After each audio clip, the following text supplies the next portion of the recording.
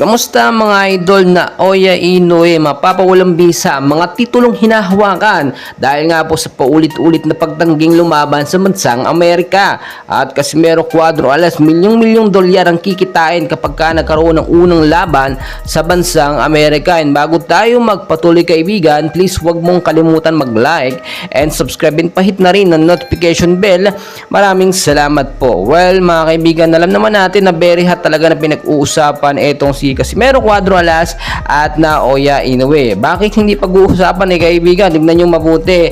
Itong nalalapit nga sana na laban, ito nga pong si Luis Nery at na Oya Inoue sa bansang Japan sa May 6, 2024. At dahil nga po nasilip na ito, no, tignan nyo mabuti, ito palang si Luis Nery talagang naka-totally ban sa bansang Japan at hindi pwedeng lumaban sa mga Hapon. Akala po kasi ng kampo ni Inoue mapapalusot nila yan, no?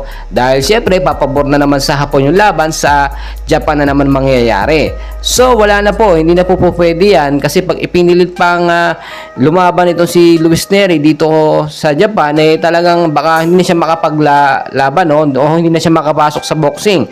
Ganyan po ang posibleng mangyari. Baka lalo siyang masuspende sa iba't ibang mga bansa at hindi na makalaban.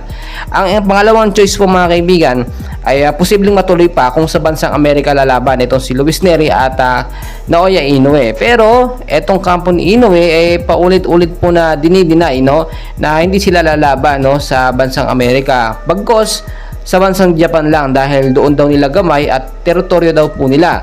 Pinaglalaban pa nila na sila yung nasa top rank na boksingero at medyo mababa lang yung humahamon. Dapat masunod daw na doon sa bansa nila yung magiging laban. Pero syempre nasilip yan ng World Boxing Organization, lalo na po si Bob Arum na talagang nakatingin dyan, no? Top CEO boxing promoter yan. Alam niya lahat ng kalakaran, yung mga baho ni Inoue, alam po lahat yan. So mga kaibigan, posible siyang mawawala ng titulo or mapawalang bisa yung mga title belt na hinahawakan niya ngayon dahil sa pinapakita niyang attitude na pagtanggi sa bansang Amerika na lumaban. So hindi pa rin talaga maituturing na halimo ng Japan itong si Inoue kung hindi niya kaya lumaban sa ibang bansa tulad sa Amerika.